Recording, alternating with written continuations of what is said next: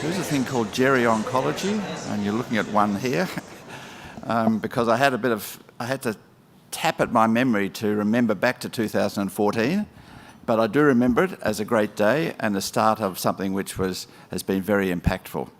But let me start by firstly acknowledging the traditional owners of the land on which we stand, and pay my respect to their elders past and present, and elders from other communities who might be here today. So it is a big thing for you to come away from your normal day's work and come here, so we recognise that, and I think the only reason we would put this on and why you're all here is we realise that something worthwhile can come from this sort of exercise. And I'll say a bit more about that as we go, but it's good to see a representation from all sorts of people here who truly are multidisciplinary. And as you know, a key part of our modern cancer care is a multidisciplinary approach to patients with cancer, providing everything for them, not just perfect surgery, but all the support services that they need, as well as the therapeutic services. And we also have representation from the department here. I was going to say this at the end, but I think I will say it now. I think I will say some thanks first. There's a number of people that have been really key in pushing this program since its inception. Paul Mitchell is here. Where is he? There he is. And Paul has been a strong advocate for this program right from the start. Morella Matthews, as I'm sure you all know, Morella, she's cracked the whip and got us going and made it happen, and she's been incredibly effective. But I'd like you also to recognise that there are other people here, and you should, those of you who are clinicians who don't normally brush up against the bureaucracy, Catherine Whitfield is Head of Cancer Strategy and Development within the Department of Health and Human Services, and she has really driven and been totally supportive of this program.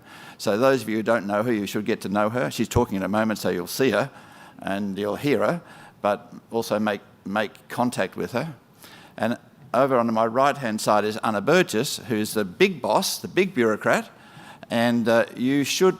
Anna is a fantastic bureaucrat. She's the head not only of cancer strategy and development, but also many other areas. I think medical research, is that right, Anna? So she's a very good person to talk to. So if ever you have a problem or an issue, Anna will always listen to you and will give you a good hearing, and will take your problem on if she thinks it's worthwhile. So make sure you do say hello to all the various people here. There are other sort of vague people around, like Ella, I see looking at me here, and Luke's down here somewhere. These are the statisticians sort of people. Causes trouble, don't come up with the right answers. No, not exactly right. But lovely to have this great mix of people in the room, and do use the time to circulate and talk to the various people who are here. Okay, so we're fortunate that we have, and we've been part of, a cancer reform agenda. And the latest version of this, if you like, is enunciated in the Victorian Cancer Plan. This is the second cancer plan. If you haven't seen it or read it, you should find it. It's on the DHHS website. And we sort of follow the principles which are enunciated in this plan. This plan is now actually, the creation of this plan is enshrined in legislation, so it'll be reproduced every 4 years, I think. Catherine, is that right? So this is a living document, and when the sort of stuff we're talking about can have impact in the system of things as time goes on and as new plans are developed. The principles are there, and I'll just mention a couple of them. Equitable access and equity and outcomes are a key part of any government reform agenda, in our case for cancer, so we have to keep that in mind the whole time. Prevention is sort of big. I mentioned there is, Susan Hanson is here, she's from Cancer Australia, and she and I were at a meeting yesterday where there's a lot of talk about increasing issues in prevention for cancer. They are going to be, we're going to be berated with this. Smoking, of course, is still the key element in prevention, but alcohol, more than 2 drinks a day, obesity, above a BMI of whatever it is, 28, infections, HPV, lots of issues about prevention still.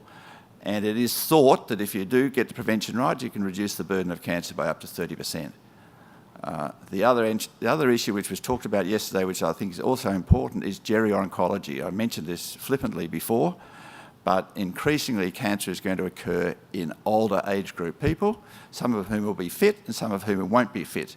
And so their care will have to be tailored and their support will have to be offered to them in a way which is appropriate. Care pathway focus I'll mention in a moment, and I guess finally just to say a word about quality and safety of care, because that's a key issue for the government at the moment. As you remember, the kerfuffle a year or two ago about stillbirths, and that has redirected the government to place much greater emphasis on safety monitoring in hospitals, and we're only just starting to see the impact of that, and we will see this more and more. But it's something for us who work on the ground in many cases to understand about this and to make sure that we are as compliant as possible, and obviously, of course, we do want to make sure we have as safe as outcome as possible. And finally, a sustainable system, which means costs. And so what we basically believe is if we have appropriate, even, common, consistent care, we'll have cost-effective care. If we have inappropriate care, if we have inconsistent care, it's usually not cost-effective care.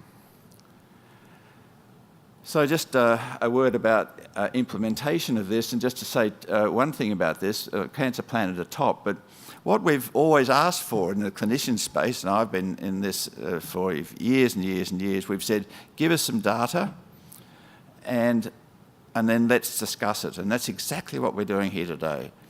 The department has put together through its linked data set programs data which is understandable.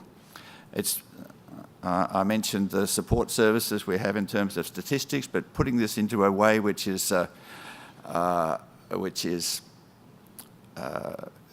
to be understood is a key part of a statistical display of great masses of data. And we're fortunate in having a program which is working towards that. I don't know that it's perfect yet, but we're getting there. So this is just the only point I want to make in this slide is that this is where we are, and this is a key element for us as we press forward. There's all this, the blue writing there, it shows where you can get links to various elements and information about the summits. And in the middle is the optimal care pathways. I'm going to conclude with a word about optimal care pathways. I think I sort of call them my baby, but that means that they've been in place for a long time. They are a way of having an impact on cancer care. And I won't go to this because I think, and I hope you know about this, but essentially they are a set of principles which relate to care given at 7 steps on the pathway. I won't spend any more time on that.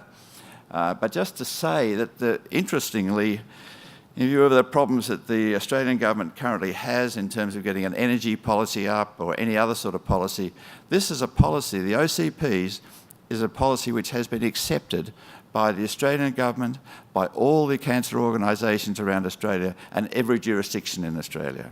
This is sort of like a first. It's a federation process. And so we are proceeding with these OCPs in their implementation phase all over the country, taking bits of them here, bits of them there, and trying to see whether we can make a difference to patient care and patient support and patient outcomes by following this optimal pathway. I think in your, I won't go through, but in your little handout you've got the 2-pager, which actually is a very useful little 2-pager guide for GPs that was originally designed for, in this case, colorectal cancer. And you know, of course, that OCPs are defined for each of some 10 tumour streams, in fact, 3 more in development. So let me just basically finish with this slide, because this is my favourite slide, because people get this confused. I just want to make a difference between pathways and guidelines. The pathway is not a guideline. pathway describes the structural characteristics of the care offered to the patient, the optimal care pathway. The clinical practice guidelines, which we all know about, have been in place for probably 30 years. Just a new set have come out coming out, I think, for colorectal cancer, run from NHMRC. They describe the care given at each step on the pathway. The pathway is about organisation, process, policy development and the creation of a framework of care, everybody going together to make the patient's outcome better. The clinical practice guideline is about professionalism and evidence-based care delivery. This is about what happens at a particular time, how the chemotherapy is given, how the surgery is performed, how the radiotherapy is done, and that's actually a professional's job to get that right. What we aim to do with the patient is get them to the right professional in the right place so they will have the right treatment. And both the pathway, we believe, and the clinical practice guideline are essential for good patient outcomes.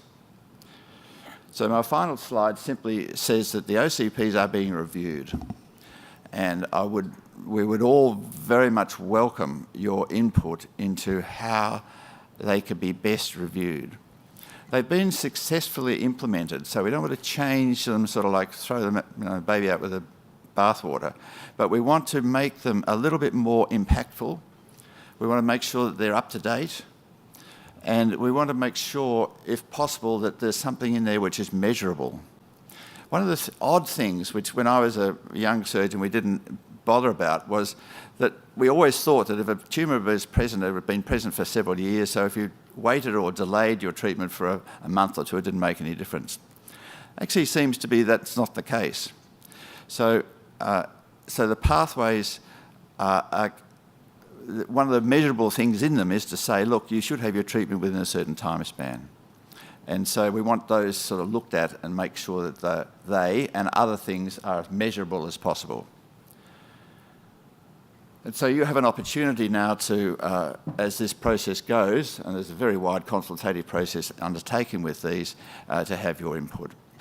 Have a great day, and I hope that you enjoy yourselves, and I hope we have a worthwhile and effective outcome. Thanks very much.